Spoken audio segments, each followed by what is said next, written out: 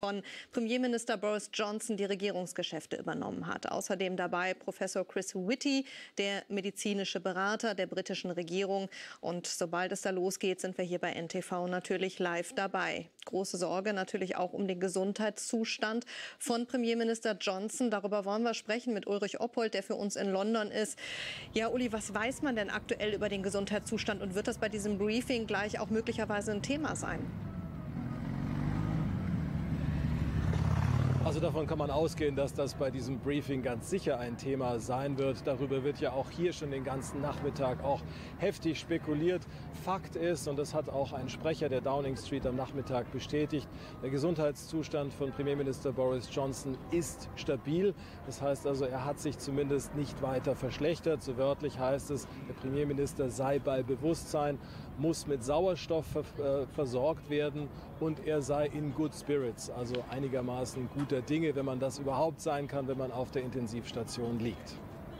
Wie ernst sind diese Aussagen denn zu nehmen? Denn ich erinnere mich an gestern, da hieß es auch, es geht ihm gut. Und ein paar Stunden später war er dann auf einmal auf der Intensivstation. Oh, Entschuldigung, Uli Oppold, ich sehe gerade, das Briefing beginnt. Vielen Dank für den Moment. Und jetzt wollen wir natürlich erst mal reinhören. Guten Abend, meine Damen und Herren. Herzlich willkommen zur Pressekonferenz. Ich habe Patrick Balance und Professor Chris Whitty an meiner Seite, unsere medizinischen Experten. Und bevor wir zu den Einzelheiten kommen, möchte ich kurz einen aktuellen Stand über die Gesundheit des Premierministers durchgeben. Er ist in besten Händen. Er hat hervorragende Mediziner im St. Thomas' Hospital. Sein Gesundheitszustand war heute Nacht stabil. Er hat auch Sauerstoff bekommen, aber atmet im Moment ganz normal. Er benötigt im Moment keinerlei Beatmungsgerät. Er ist nach wie vor guter Dinge und das ist natürlich auch den üblichen medizinischen Kriterien unterworfen, wird er weiterhin ganz eng überwacht und versorgt. Und sobald es Neuigkeiten über den Gesundheitszustand von Boris Johnson gibt, werden wir uns wieder bei Ihnen melden. Ich habe gemerkt, dass es sehr, sehr viele Rückmeldungen gab von Ihnen zu Hause, die ihm nur alles Gute wünschen. Und ich danke Ihnen, dass Sie sich mir anschließen bei dem Wunsch an Boris Johnson, dass er sich möglichst bald wieder erholen möge von seiner Erkrankung. Und angesichts der Anweisungen des Premierministers habe ich mich heute mit unseren Experten getroffen und deswegen möchte ich heute jetzt hier den neuesten Stand bekannt geben. Ich denke, wir sollten uns in Erinnerung rufen, dass für viele Leute im ganzen Land es der Fall ist, dass sie jemanden kennen, der an der Covid-19-Krankheit erkrankt ist. Es ist eben nicht nur der Premierminister, der unser Chef ist, er ist aber auch unser Kollege und ganz sicherlich auch unser guter Freund.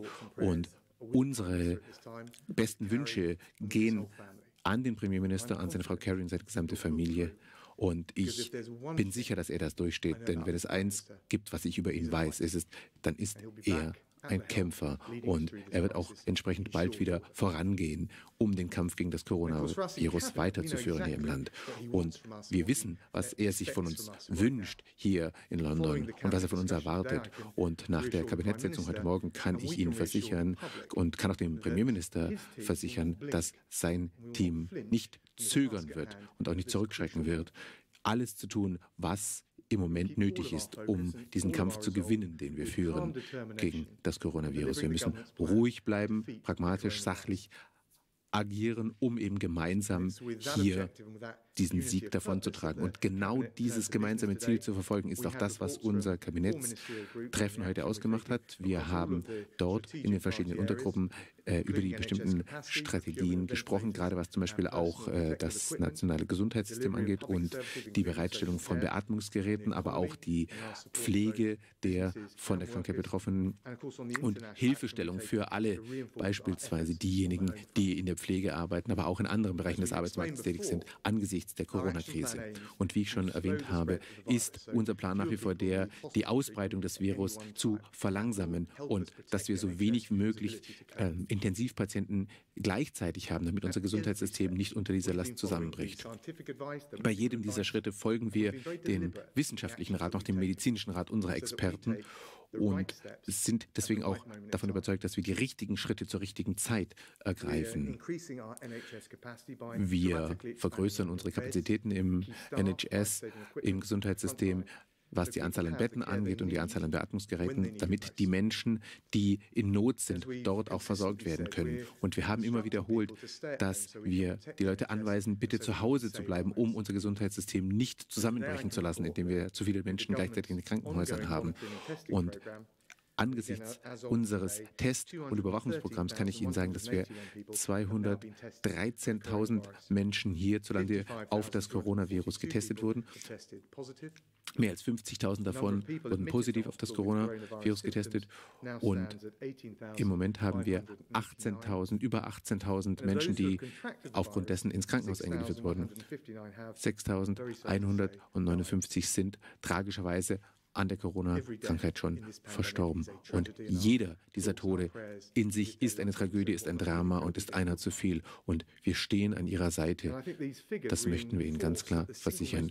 Und das Wichtigste, das wir jetzt alle tun können, ist eine nationale Bemühung, gemeinsam durchzuführen, zu Hause zu bleiben, das Gesundheitssystem vor dem Zusammenbruch zu schützen und dadurch Leben zu schützen. Und jetzt möchte ich das Mikrofon an Sir Patrick abgeben, der uns noch ein paar Details aus wissenschaftlicher Sicht geben wird. Vielen Dank. Wichtig ist zu wissen, dass es sich hier um eine neue Krankheit handelt, die sich sehr leicht überträgt, die sehr ansteckend ist und für einige dann sehr schwer verläuft. Und dafür ist es wichtig, dass wir eben die Übertragung innerhalb der Gesellschaft unterbrechen, dass der Virus sich nicht von einem Haus zum nächsten verbreiten kann. Und genau darauf zielen unsere Maßnahmen ab, dass wir die Übertragungsrate verlangsamen und verringern.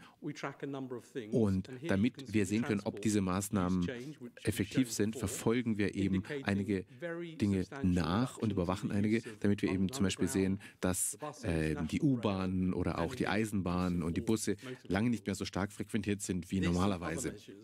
Das und andere Maßnahmen zusammen zeigt, dass der Kontakt zwischen den Menschen doch dramatisch zurückgegangen ist aufgrund dieser Maßnahmen des sogenannten Social Distancing, dass die Menschen sich Abstand voneinander halten und zu Hause bleiben. Und das hat schon zu einer deutlichen Verringerung der Übertragungsrate dieses Virus geführt. Der nächste Schritt, der dann passiert, ist eben, dass wir weniger Neuinfektionen haben und damit auch die Nummer der Anzahl der Gesamtinfektionen verringern.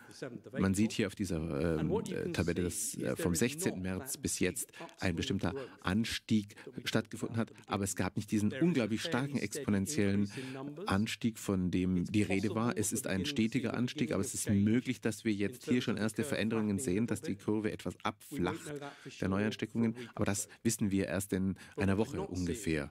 Was wir aber hier nicht sehen können, ist, dass sich das Ganze jetzt gerade stark beschleunigt. Und das ist wichtig zu wissen, dass die Zahl der Fälle zurückgeht hier bei uns im UK. Denn das führt natürlich auch dazu, dass weniger Leute ins Krankenhaus müssen. Und das Ziel des Ganzen ist natürlich, die Zahl der Fälle so zu reduzieren, dass wir genügend Kapazitäten für die übrigen Fälle im Gesundheitssystem zur Behandlung haben. Auf dieser nächsten Folie sehen wir die Einlieferung von Menschen, also die Anzahl der Menschen, die ins Krankenhaus eingeliefert wurden. Da sieht man auch einen stetigen Anstieg seit dem 16. März bis jetzt zum 7. April. Aber auch hier gab es nicht diese Explosion der Zahlen. Und es ist möglich, dass das schon der Beginn einer Veränderung ist, dass wir hier erste Veränderungen sehen, dass die Zahlen abflachen.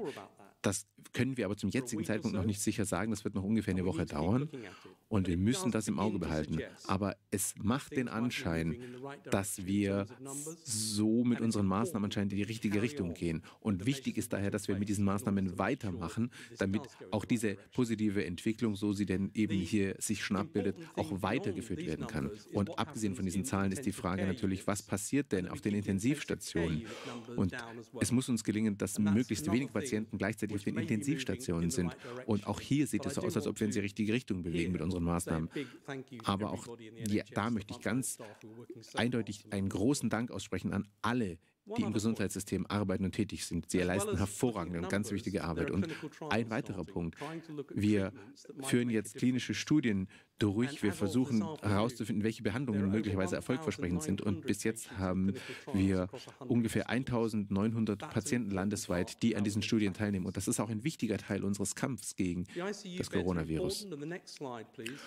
Und was wir auf der nächsten Folie hier neben mir sehen können, ist, dass die Zahl der bereitgestellten Intensivstationenbetten vom 21. März an bis zum 6. April deutlich gestiegen ist. Vor allem hier in London, da gab es den größten Anstieg, da gab es ja auch die meisten Infektionen im Vergleich zum Rest des Landes. Und das betrifft vor allem die Hospitäler in London, Nottingham, Bristol und in anderen großen Städten. Und für uns ist es wichtig, dass wir eben, wie gesagt, die ausreichende Kapazitäten zur Verfügung haben. Und ich habe auch schon über den Beginn des Ausbruchs gesprochen und über die Tatsache, wo wir jetzt stehen. Und dann dauert es eben noch als nächsten Schritt ein paar Wochen, bis dieser Effekt wirklich Wirkung erzielt. Und ich möchte Ihnen auch noch die Zahlen der verstorbenen Patienten zeigen hier in verschiedenen Ländern. Und man sieht hier eindeutig, dass trotz der Tatsache, dass die Zahlen stetig steigen, sind wir hier noch sozusagen ungefähr eine Woche hinter Frankreich und Italien, was den Anstiegslevel der Zahlen angeht. Aber man sieht hier, dass alle Länder in Europa die gleiche Entwicklung durchlaufen. Und wir hoffen, dass die Anzahl der Todesfälle gemäß der Fälle, die eben in den Intensivstationen sind, auch eine leichte Reduzierung erfahren. Vielen herzlichen Dank. Danke, Sir Patrick. Gibt es einige Fragen hier von der BBC zum Beispiel? Vielen herzlichen Dank, Herr Außenminister. Der Premierminister ist ja jetzt nicht da, er ist im Krankenhaus. Gibt es denn da Probleme im Kabinett, wer die Entscheidungen trifft? Sind Sie sich einig, wer Dinge entscheidet? Und es wurde ja gerade erwähnt, dass es eben jetzt hier mehr Intensivbetten gibt im ganzen Land. Aber mit den gegenwärtigen Zahlen ist doch die Frage, wird es genug Betten geben, so wie die Anstiegsrate verläuft? Ja, vielen Dank. Ja, die Entscheidungen der Regierung werden von allen Mitgliedern des Kabinetts gemeinsam getroffen. Aber wir haben ganz klare Vorgaben und Instruktionen auch des Premierministers. Und wir konzentrieren uns darauf, und da sind wir uns alle einig, diese Vorgaben... Ja, liebe Zuschauer, soweit also das Corona-Briefing in der Downing Street. Und Ulrich Oppold ist für uns nach wie vor in London und hat natürlich auch zugehört. Ja, Uli, fassen wir vielleicht noch mal zusammen. Was waren so die wichtigsten Aspekte, die da bei diesem Briefing Thema waren?